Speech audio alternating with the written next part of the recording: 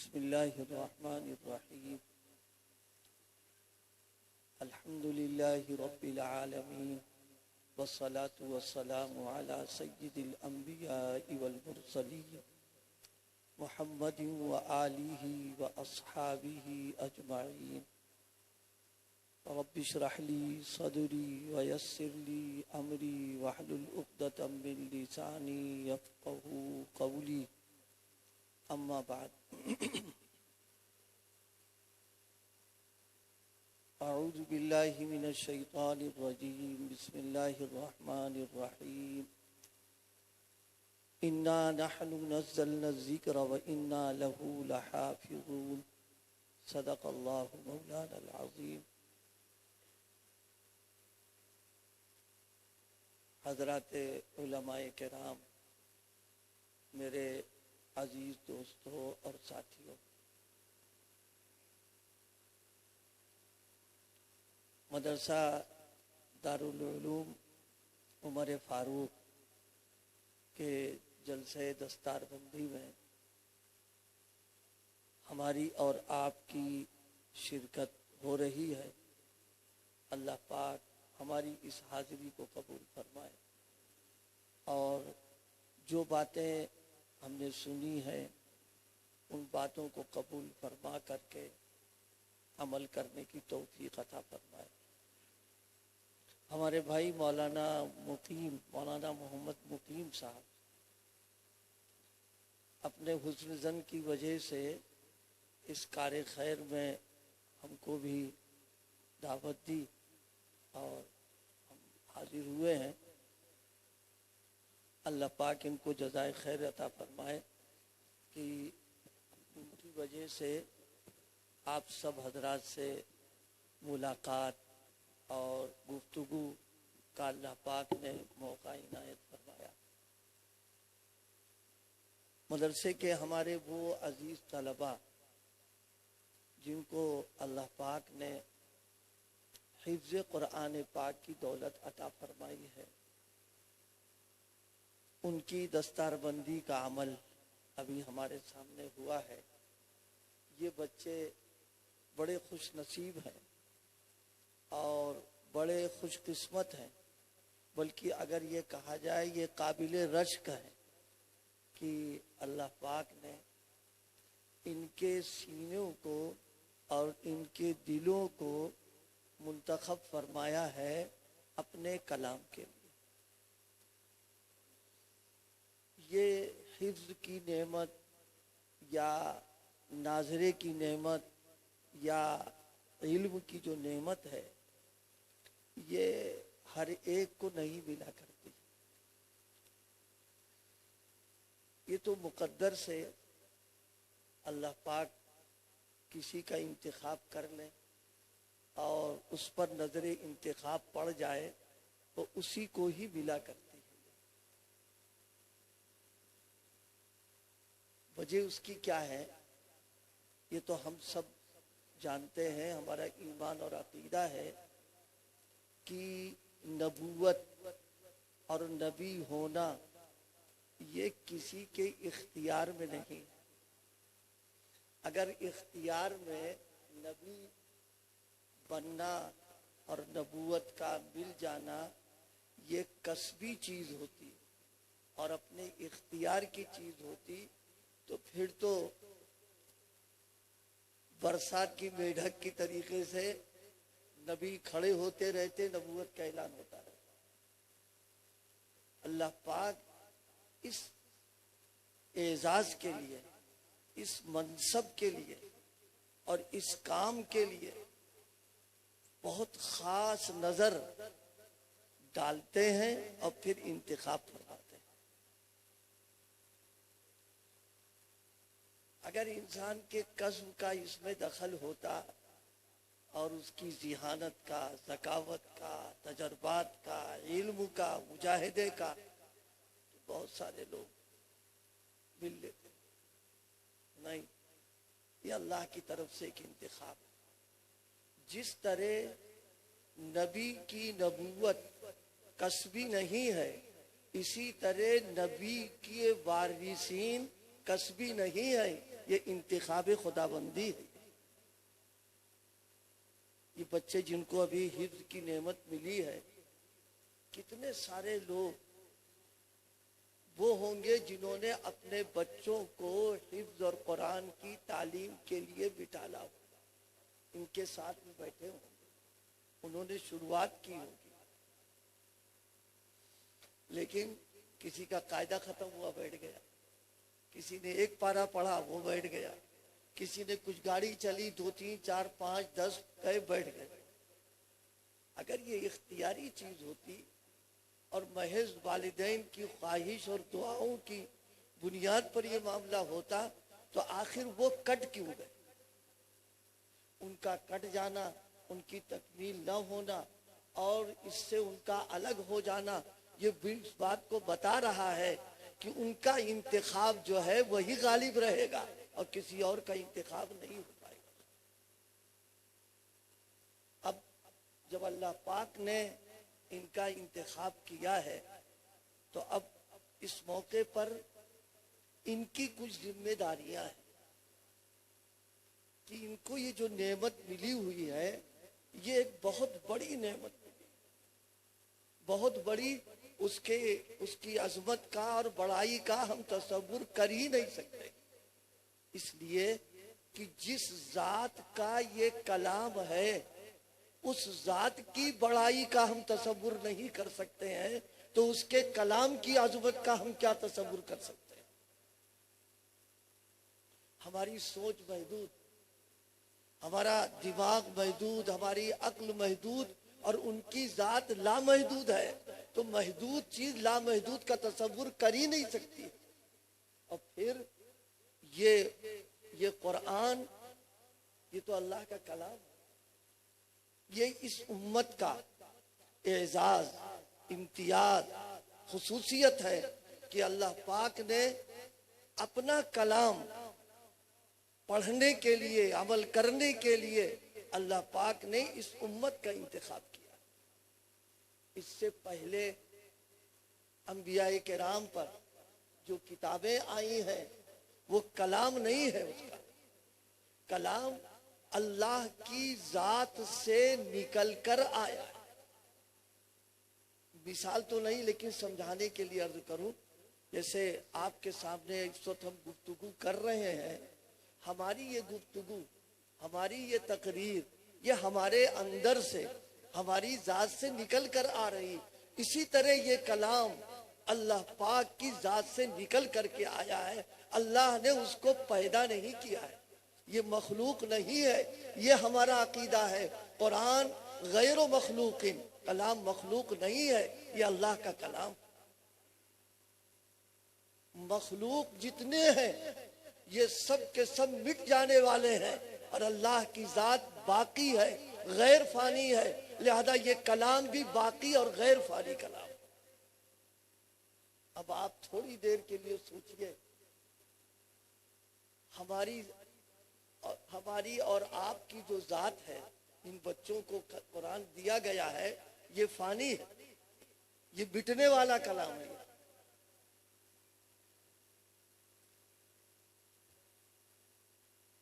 یہ کلام، یہ جن کو اللہ پاک نے یہ نعمت نصیب فرمائی ہے، یہ مخلوق ہے اللہ کی۔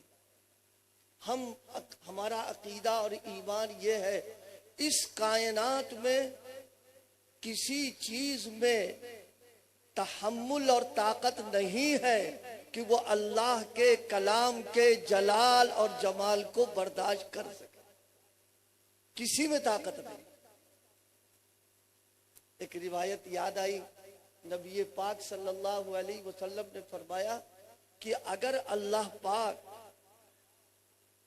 جو حجابات پڑے ہوئے ہیں درمیان کے، لو کشف الغطا، اللہ اگر ان پردوں کو ہٹا دے، لاحرقت، جہاں تک اس کی نگاہ جائے گی ساری مخلوق جل کر کے بھسم ہو جائے گی، برداشت نہیں کر سکتی۔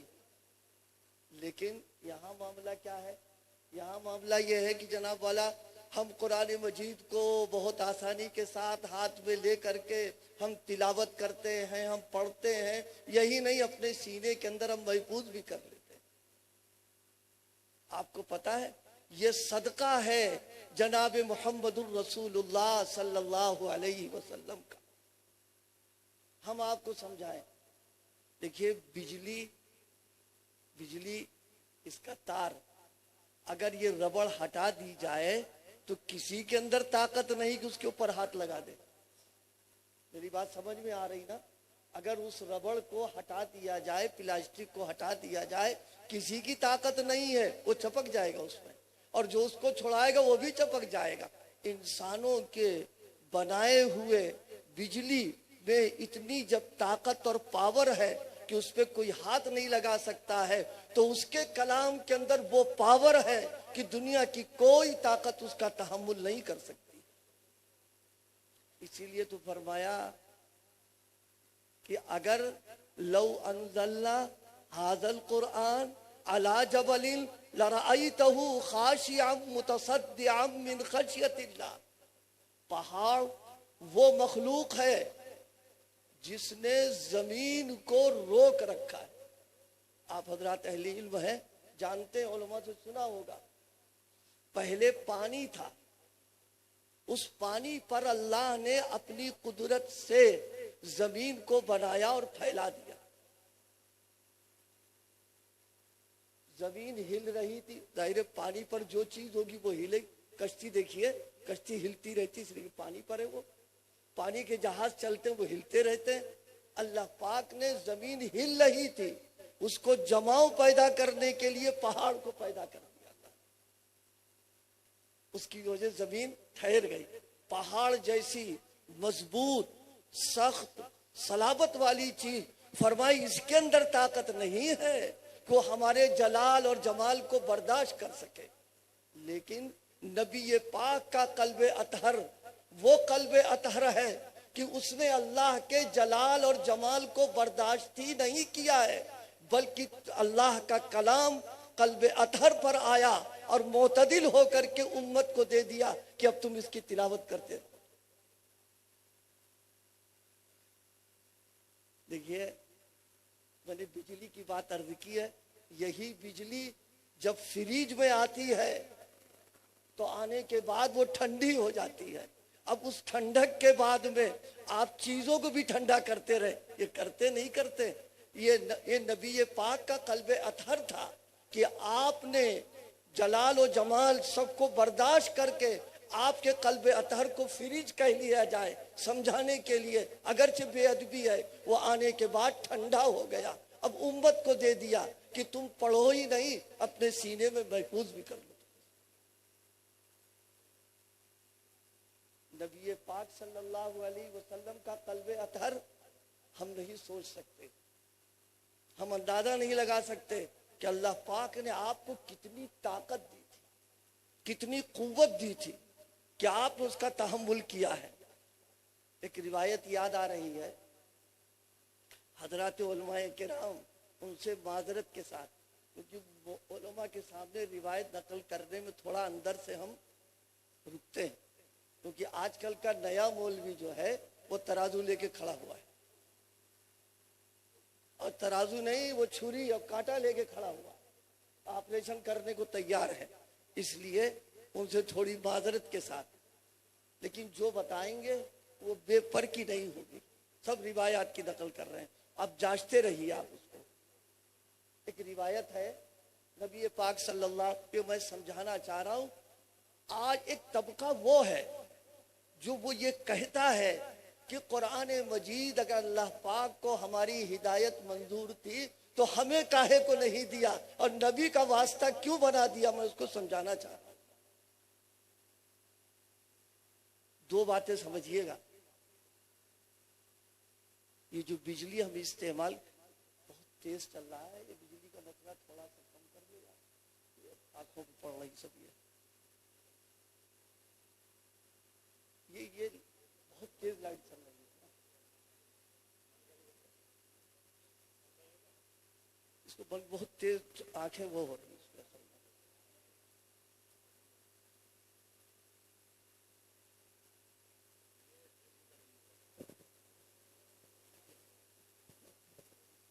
इरफान भाई हैं या कोई, तो इसको, या गुलजार भाई जिन्होंने सिस्टम लगाया है, आ रहे हैं।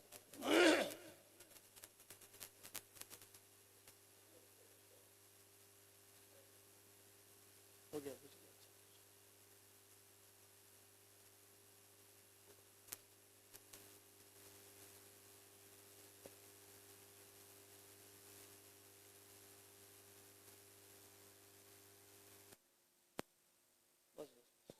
आप हमें देख ही रहे हैं, हम आपको देख रहे हैं।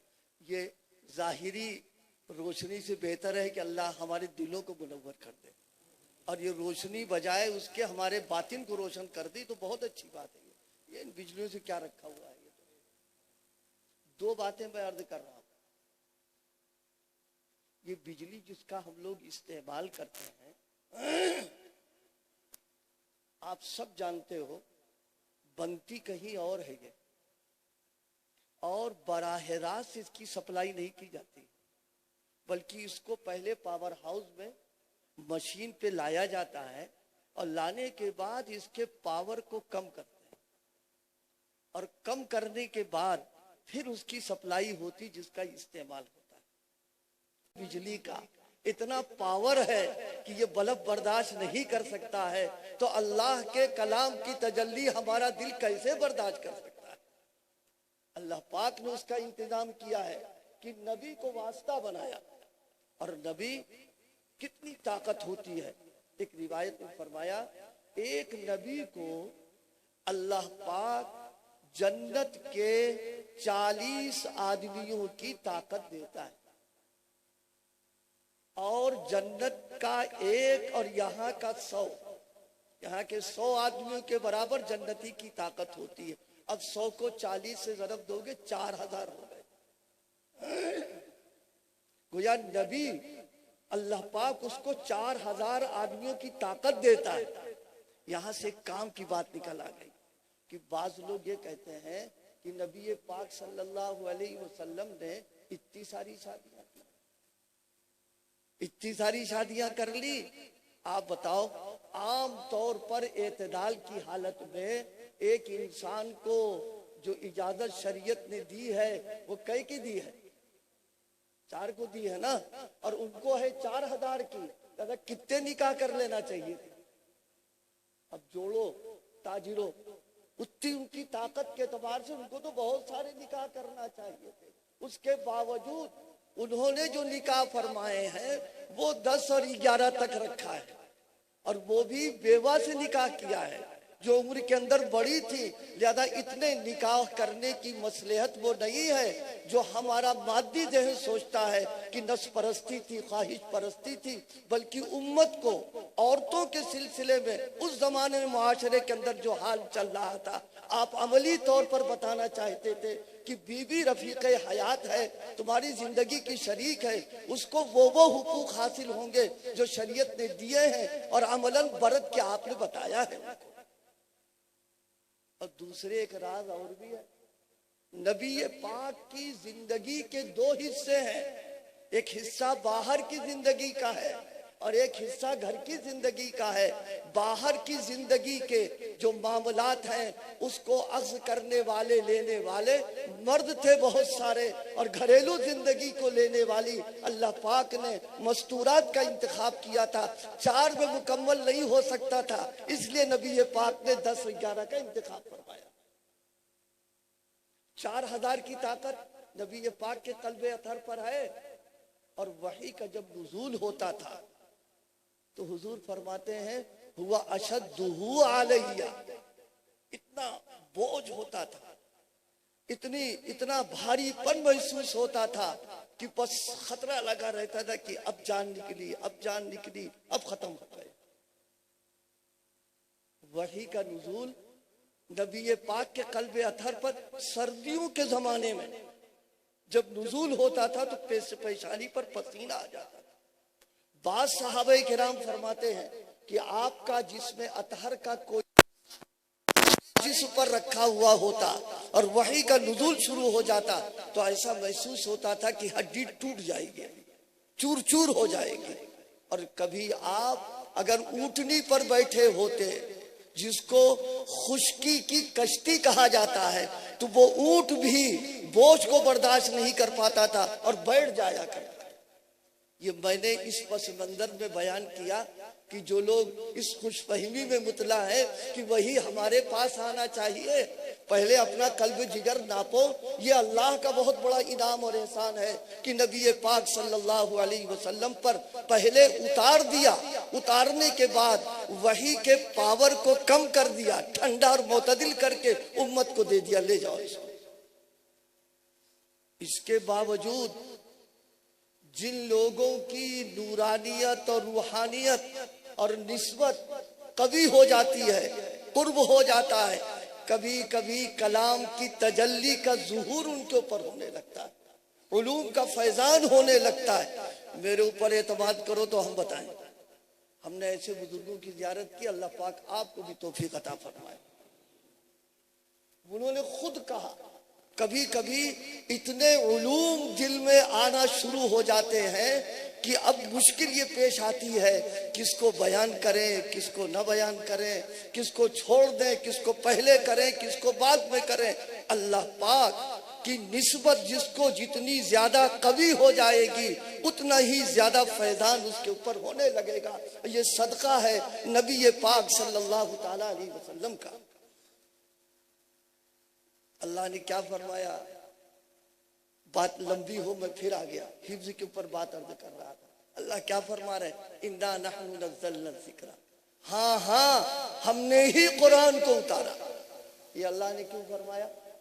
اس زمانے میں لوگ سوچا کرتے تھے، قرآن نے اس کو ذکر بھی کیا ہے، اس زمانے میں لوگ سوچا یہ کرتے تھے، ہر دور میں معیار الگ الگ ہوتا ہے۔ جیسے آج کے دور میں عزت کا معیار اور جناب والا بڑائی کا معیار مادیت کے اوپر تولتے ہیں، کتنا مال ہے، کتنی دولت ہے، کتنا عہدے کرسی والا ہے، اتنا بڑا معاشرے کے اندر سمجھا جاتا ہے۔ اس زمانے میں بھی یہی تھا کہ نعوذ باللہ ان کے علاوہ کوئی دوسرا ملا ہی نہیں، یہی ملے، ان کو قرآن دے دیا اللہ پاک۔ طائف میں وہ جو دو مشہور شخصیتیں بڑے، ان پر قرآن کیوں نہیں اتار دیا گیا؟ اور اللہ پاک نے قرآن دیا نبی پاک کو جو ظاہری اسباب کے اعتبار سے، یہ لفظ میرا یاد رکھیے گا، ظاہری نظروں کے اعتبار سے یتیم بھی تھے، نادار بھی تھے، اور جناب والا غربت کی حالت تھی، تو سب آیات بیان کیا گیا، لیکن اللہ پاک نے انتخاب ان کا کیا۔ اس میں ایک حکمت ہے۔ کیا حکمت ہے؟ جس طرح نبی پاک کو لوگ یتیم، نادار اور حالت خستہ تھی، یہ اشارہ اس بات کی طرف ہے کہ قیامت تک انبیاء کے جو وارثین ہوں گے وہ اسی طرح کے طبقے والے رہیں گے۔ تھوڑے بہت ہوں گے بڑے، لیکن اکثر وہ طبقے والے ہوں گے جن کی مادی حالت کمزور ہوگی، اور اللہ یہ بتائے گا کہ حفاظت قرآن کے لیے نہ ہمیں مالدار کی ضرورت، نہ ہمیں عہدے والوں کی ضرورت، نہ کرسی والوں کی ضرورت۔ جب ہم حفاظت کے اوپر آئیں گے تو اس طرح کے لوگوں کو منتخب کر کے قرآن کی حفاظت کر لے جائیں گے۔ آپ بتاؤ، مدارس میں جو حفاظ تیار ہوتے ہیں ان کا تناسب اگر آپ دیکھیے گا تو زیادہ کون لوگ ہوتے ہیں؟ وہ ہوتے جو غربا ہوتے ہیں، کم لوگ ہوتے جو عمرہ کے طبقے کے ساتھ ہوتے۔ یہ اللہ دنیا کو بتانا چاہتا ہے۔ اور دیکھیے اللہ نے حفاظت بڑے عجیب انداز پر کی ہے۔ زیادہ دیر بولنے کے لیے معالج نے بھی منع کیا، اور ہمارا میٹر بھی منع کرتا ہے زیادہ مت بولنا، اس لیے مختصر سی بات کہہ کے بات ختم کریں گے۔ 3 نعمتیں اس امت کو اللہ پاک نے ایسی عطا فرما دی ہے کہ کسی امت کو وہ نعمت نہیں ملی۔ 3 نعمتیں جو اللہ پاک نے اس امت کو عطا فرمایا۔ ایک اپنا گھر بیت اللہ عطا فرمایا، ایک اپنا کلام قرآن پاک عطا فرمایا، اور ایک اپنا نبی محمد رسول اللہ عطا فرمایا۔ یہ الویلی نعمتیں، عجیب و غریب نعمتیں، کبھی سنیے گا کہ یہ نعمتیں اللہ نے کتنی بڑی ہم کو عطا فرمائی۔ بات حفاظت کی میں عرض کر رہا تھا۔ اللہ پاک اگر کسی چیز کی حفاظت پر آ جائے تو وہ ظاہری اسباب میں کسی کا محتاج نہیں ہے۔ آپ بتائیے نبی پاک صلی اللہ علیہ وسلم جب ہجرت کر کے تشریف لے گئے ہیں تو کیسی کس پرسی کا حال تھا، کیسی غربت کا، اور کیسی جو ہے مظلومیت کا، اور سارے لوگ دشمن ہیں، لیکن آپ کی اللہ پاک نے حفاظت فرمائی اس وقت۔ میں بس مختصر سی بات لمبی نہ کر کے سمجھانے کے لیے عرض کر رہا ہوں، یہ اللہ نے دنیا کو بتایا کہ ان تینوں کو ختم کرنے کی سازشیں ہوتی رہیں گی، اور انہی سازشوں میں ہم حفاظت کا انتظام کرتے رہیں گے۔ ہجرت کا واقعہ مشہور واقعہ، نبی پاک صلی اللہ علیہ وسلم کے لیے مشورہ ہوا کہ تمام جتنے قبائل ہیں ان کا ایک ایک آدمی دروازے پر کھڑا ہو جائے اور ایک دم حملہ آور ہو جائے، معاملہ ختم ہو جائے۔ یہ تو سیرت کی مشہور بات ہے، لیکن اللہ اپنے نبی کی حفاظت فرما رہا۔ نبی پاک تشریف لے گئے۔ اس ضمن میں ایک بات بڑے کام کی، علماء بھی تشریف فرما ہے، اگر صحیح بات ہو جائے تو تصدیق کر دینا اس کی، اور انشاءاللہ وہ صحیح بات ہے۔ نبی پاک صلی اللہ علیہ وسلم نے جب ہجرت فرمائی ہے تو ہجرت کے وقت دو امانتیں تھیں۔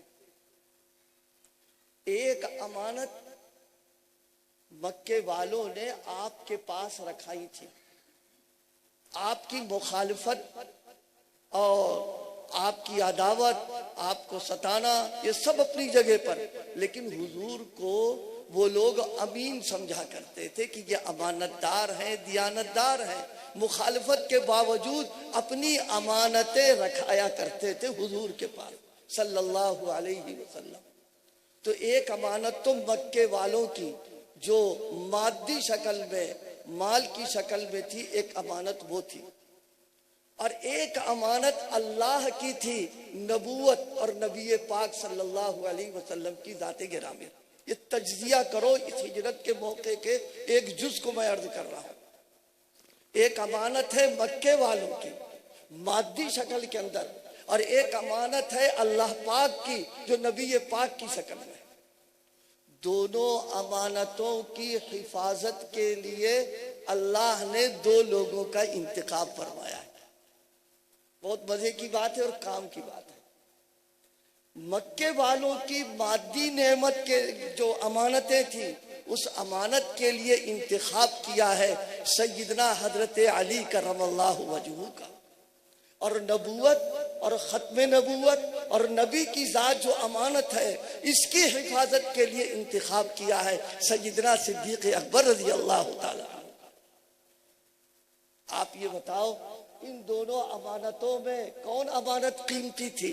سب سے قیمتی امانت نبوت ہے، ختم نبوت ہے، نبی کی ذات پاک ہے۔ انتخاب فرمایا ہے سیدنا صدیق اکبر کا۔ ان کا مقدر کتنا تھا اللہ کی نظروں میں، اور کتنے اعتماد والے تھے، کتنی صداقت تھی ان میں، کتنی وفاداری تھی کہ پوری کائنات کا وجود جس کے صدقے میں ہوا ہے وہ امانت سپرد کی ہے سیدنا صدیق اکبر رضی اللہ تعالیٰ عنہ کے، اور انہوں نے اس کی حفاظت کا حق ادا کرا۔ نبی پاک کو لے کر کے گئے، کبھی حضرت صدیق اکبر آگے چل رہے ہیں، کبھی پیچھے چل رہے ہیں، کبھی دائیں چل رہے ہیں، کبھی بائیں چل رہے ہیں۔ حضور نے پوچھا ابو بکر یہ کیا کر رہا ہے؟ کبھی آگے، کبھی پیچھے، کبھی دائیں، کبھی دائیں۔ بھائی بڑی پیاری بات فرمایا یا رسول اللہ، جب مجھے خطرہ اس بات کا لگتا ہے کہ دشمن کہیں پیچھے سے نہ آ جائے، اور یہ امانت کے ضائع ہونے کا جب اندیشہ ہوا، ہم فوراً پیچھے آ جاتے ہیں۔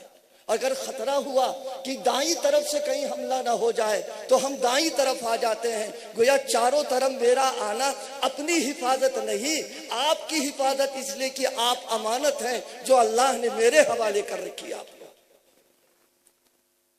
نبی پاک صلی اللہ علیہ وسلم غار میں گئے، بہت تفصیلی بات ہے، لیکن حفاظت کیسے کی سوچو۔ جس کو میں یہ کہا کرتا ہوں، جو چیز ہماری نظروں میں بے حیثیت، بے قیمت، کوئی اوقات نہیں، ان کی نظروں میں بڑی قیمتی ہوا کرتی ہے۔ آپ غار میں تشریف لے گئے، لے جانے کے بعد کیا ہوا سنیے، روایات سیرت کی کتابوں کے اندر لکھا ہوا ہے، انتہائی کمزور مخلوق مکڑی، سنا نہیں سنا؟ قرآن بیان کر رہا، ان اوہن البیوت، گھروں میں سب سے زیادہ بودا، سب سے زیادہ کمزور، بے حیثیت اگر کوئی ہے تو مکڑی کا جالا اور اس کا گھر ہوتا ہے۔ بے حیثیت ہوا، لیکن اللہ پاک نے اسی کے ذریعے سے حفاظت کرا دیا کہ اس کو کہا تم جالا بن دو اس کے اوپر۔ اور پھر انسان جس کو شکار کر کے اپنی غذا بناتا ہے، کبوتر، اللہ نے اس کو بھیج دیا کہ جاؤ اور جا کر کے تم اس کی حفاظت کرو گی، گھونسلہ بنا دو۔ آپ بتاؤ، آدمی سوچ نہیں سکتا ہے، لیکن اللہ میری چیز ہے، حفاظت ہم کریں گے، تم کاہے کو پریشان ہو رہے ہو؟ اس اللہ پاک نے مکڑی کو حکم دیا، اس نے جالا بن دیا، اور جناب والا کبوتر کو حکم دیا، اس نے گھونسلہ بنا دیا۔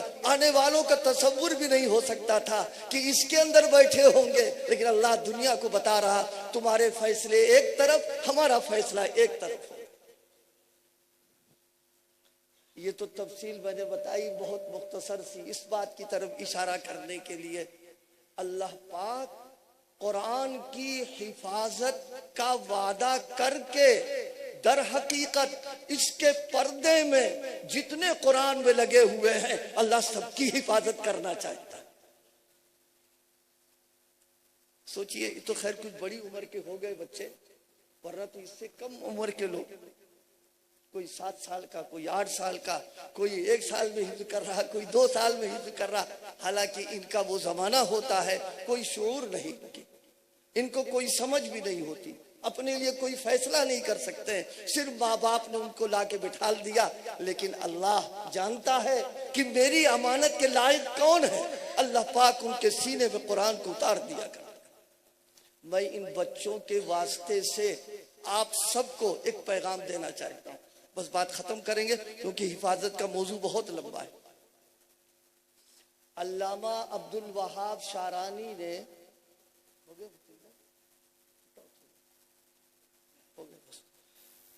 علامہ عبد الوہاب شارانی نے ایک بڑے کام کی بات کی، اس کو میں اپنے الفاظ میں سمجھانا چاہتا ہوں۔ دیکھو، عطر کو اگر رکھنا ہوتا ہے تو گندی شیشے میں نہیں رکھتے، صاف ستھرا عمدہ قسم کی شیشی میں رکھا جاتا ہے۔ دودھ اگر رکھنا ہوتا ہے تو برتن کو صاف کر کے مانج لیا جاتا ہے، تب دودھ رکھتے ہیں۔ تو عطر کے رکھنے کے لیے شیشی صاف کی جائے، دودھ کو رکھنے کے لیے برتن کو صاف کیا جائے، اور اللہ کا کلام دل میں رکھنے کے لیے دل کی صفائی نہیں کرنا چاہیے، یقیناً صفائی کرنا چاہیے۔ نبی پاک صلی اللہ علیہ وسلم کو جب یہ قرآن دیا گیا ہے، بعض روایات میں یہ ہے اس موقع پر بھی آپ کا شق صدر کیا گیا۔ کیوں شق صدر کیا؟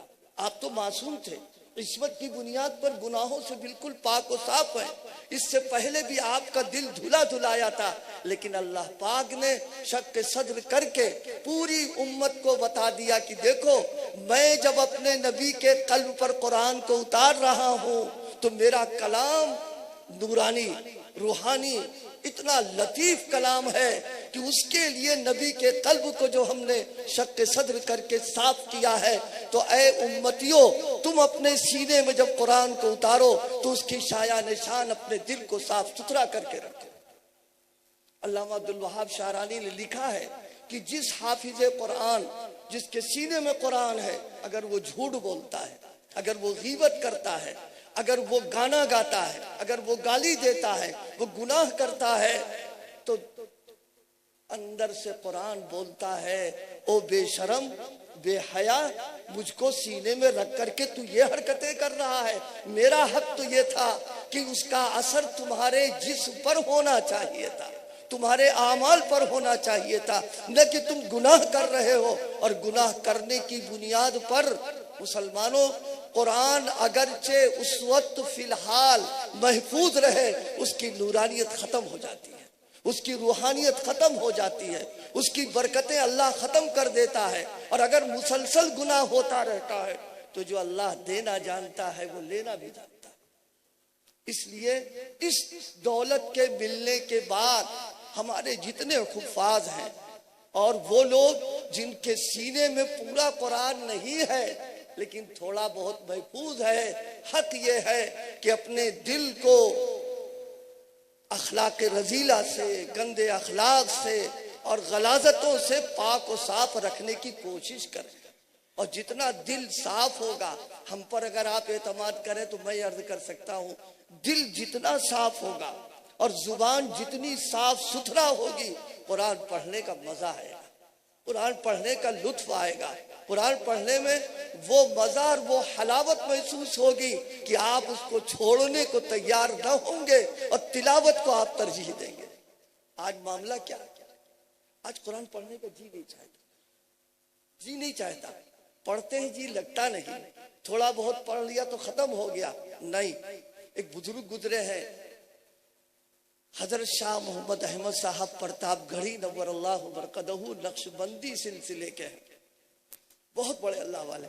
اللہ پاک نے ان کی زیارت کی سعادت مجھے میسر فرمائی، ان کی مجلس میں بیٹھنے کی، ان کے بیانات کے سننے کی. میں نے بچپنے میں بھی دیکھا اور بڑے ہونے کے بعد بھی حضرت کو دیکھا. ایک بڑی عجیب بات کہا کرتے تھے، بڑی عجیب بات. حضرت کا حال یہ تھا، میں عرض کروں حضرت کا حال، دسمبر اور جنوری کے زمانے میں ان کو نہانے کی اگر ضرورت پڑ جاتی، غربت کا زمانہ تھا، ایک ہی جوڑا کپڑا ہوتا تھا، تو دسمبر اور جنوری میں رات ہی کو اٹھ کر غسل کر لیتے اور غسل کرنے کے بعد انہی کپڑوں کو دھل لیتے اور اسی بھیگے ہوئے کپڑے میں اللہ کا ذکر شروع کر دیتے تھے. اور ذکر کرتے کرتے اس کی گرمی سے اس گیلے کپڑوں کو خشک کر لیا کرتے تھے، اتنا اللہ کا ذکر کیا کرتے تھے. اور ذکر کا حال کیا تھا؟ ان کے شیخ حضرت شاہ بدر علی صاحب رحمہ اللہ فرمایا کرتے تھے، کل قیامت کے دن اللہ پاک اگر مجھے پوچھے گا کر دوں گا کہ اللہ ان کو آپ کی خدمت میں لے کر کے میں آیا ہوں. اتنا بڑا شیخ حضرت شاہ ابرار الحق صاحب نور اللہ برکتہ بھی جایا کرتے تھے ان کی خدمت میں. انہوں نے بڑی کام کی بات بتائی. انہوں نے کہا دیکھو یہ زبان جو ہے ذکر کا چمچ ہے. آپ جانتے ہو ہانڈی چاہے کتنی عمدہ پکی ہو، میٹھی و لذیذ ہو، اور چمچ میں اگر ایلوا لگا دیں اور غلاظت لگا دیں، جیسے ہی ہانڈی میں ڈالیں گے سارا مزہ کرکرا ہو جائے گا. فرمایا اسی طریقے سے قرآن کی حلاوت جب ملے گی جب زبان پاک ہوگی، اور گندی زبان سے اگر تلاوت کرو گے تو قرآن کا مزہ ختم ہو جائے گا. اب بہت سارے لوگ سوچ رہے ہوں گے کہ اب یار قرآن پہلے زبان صاف کر لیں تب پھر تلاوت کریں گے. نفس اندر سے بیٹھا ہوا ہے، یہ بہت بڑا پاجی ہے، اور شیطان تو بہت بڑا عالم ہے، وہ فوراً سکھا دے گا کہ اچھا مولانا نے بتا دیا ہے، اب پہلے زبان صاف کرو اس کے بعد پھر تلاوت کریں گے. مسلمانوں سنو، یہ شیطان کا بہت بڑا فریب ہے. زبان صاف کیسے ہوگی؟ مولانا رومی نے ایک واقعہ لکھا، میں مختصراً عرض کر رہا ہوں. ایک شخص ناپاک تھا، نجس، بدن بھی ناپاک، کپڑے بھی ناپاک، بدن پر میل کچل بھی لگا. وہ جا رہا تھا دریا کے کنارے کنارے، تو دریا نے اس سے کہا اتنا گندا گھوم رہا. کیا کہا؟ کیا کریں، کیسے پاک ہو؟ کہا کہ آ جاؤ ہمارے میں غوطہ لگا دو، پاک ہو جاؤ. میری بات سمجھ میں آ گئی نا بھائی؟ دریا نے اس سے کہا ایک غوطہ لگا دو، پاک ہو جاؤ گے. تو کہنے لگا ارے تم اتنے پاک صاف اور ہم اتنے گندے، ہمارا یہ حوصلہ کہ غوطہ لگائیں؟ اس نے کہا سن لو، بغیر پانی میں غوطہ لگائے تم پاک نہیں ہو سکتے ہو، ایک غوطہ لگاؤ گے پاک ہو جاؤ. کیا مطلب؟ اس کا مطلب یہ ہے زبان گندی ہے، اسی گندی زبان سے جب تلاوت کریں گے وہ کریم ہے ہماری زبان کو صاف کر دے گا. اس لیے اس کا انتظار نہ کریں اور تلاوت میں مشغول ہو جائیں. کرو گے نہیں کرو گے؟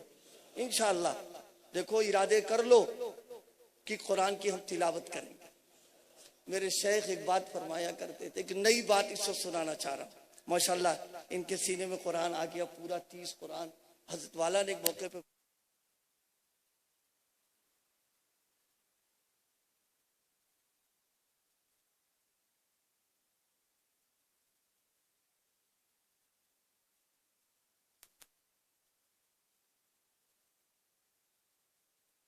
کرنے کی توفیق عطا اللہ عمل کی بھی توفیق دے. اللہ قرآن کی محبت اور عظمت نصیب فرما دے. اور ہمارے ان بچوں کو جن کی دستار ہوئی ہے اللہ اس نعمت کی ان کو قدردانی کی توفیق عطا فرمائے. تلاوت قرآن کی بھی توفیق دے. آگے بڑھ کر قرآن کے معنی اور مطالب کے سمجھنے کے بھی اللہ ان کو قبول فرما لے. اور اپنے بچوں کو یہ اہم بات آخری ہم سب ارادے کریں کہ اپنے بچوں کو پہلے دین پڑھائیں گے پھر ان کو عصری تعلیم بھی دلوائیں گے. بچوں کے عقیدوں کو درست کریں گے. ان کا ذہن ان کا مزاج دینی بنائیں گے اور ان کے مسلمان ہونے کی بنیادوں کو مضبوط کر دیں گے. قرآن پڑھا دیں گے. پھر آپ جو چاہے پڑھائیں. عصری تعلیم کو منع نہیں کیا جاتا ہے. وہ بھی ضرورت کی چیز ہے لیکن یہ مقاصد میں سے ہے. اس لیے میں نے عرض کیا خود بھی قرآن پڑھنا بچوں کو پڑھانا. گھر کے ماحول کو قرآنی بنا دینا. گھر کے ماحول میں تلاوت کا ہونا اور زہر سے بچانا ہے. زہر سمجھ گئے؟ یہ جو جیب میں ڈال رکھا ہے بائیں طرف جیب ہوتی ہے اور اسی میں موبائل پڑا ہوا ہے. آپ بتاؤ اس کی محبت دل میں نہیں جائے گی تو کہاں جائے گی؟ ارے سمجھ میں آیا نا. اس لیے اس کے زہر سے بچانا ہے. اس کا جو آدمی رنگین موبائلوں میں فسق و فجور اور بے حیائی کی چیزوں کو دیکھے گا علماء کی موجودگی میں ہمت کر کے عرض کر رہا ہوں صبح قیامت تک اس کو نہ ولایت مل پائے گی نہ وہ اللہ کا مقرب بن سکتا ہے. اس لیے کہ زہر کھانے کے بعد تندرستی کہاں ہو سکتی ہے. آج ہمارے معاشرے میں یہ عام ہوتا چلا جا رہا. اللہ اس کی قباحت ہمارے دلوں میں بٹھال دے. اللہ اس کی نفرت پیدا فرما دے. ہم سب کو سچا پکا مسلمان بن کر کے زندگی گزارنے کی توفیق عطا فرمائے. وآخر دعوانا الحمدللہ. وہ کہاں چلے گا مولانا تھا چلے گا.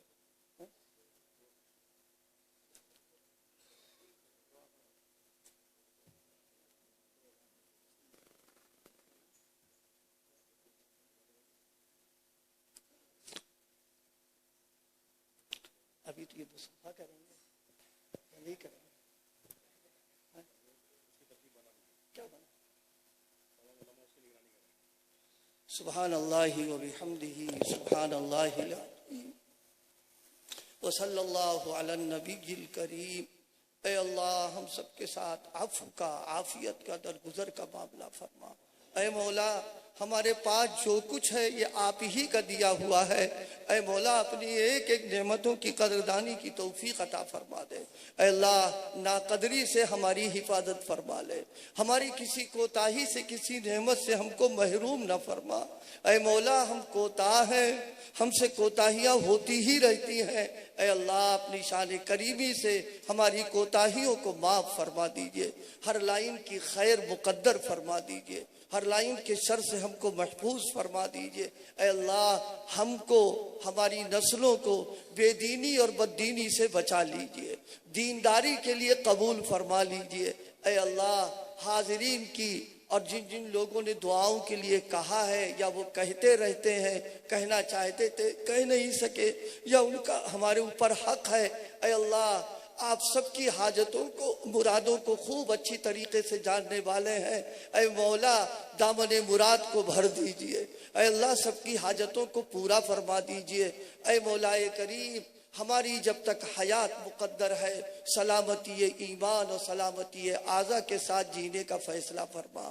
اے اللہ ہمارا آخری وقت آئے تو خاتمہ ایمان پر فرما. ہماری دعاؤں کو اپنے حبیب پاک صلی اللہ علیہ وسلم کی برکت سے قبول فرما. سبحان ربک رب العزت عما یصفون وسلام علی المرسلین والحمد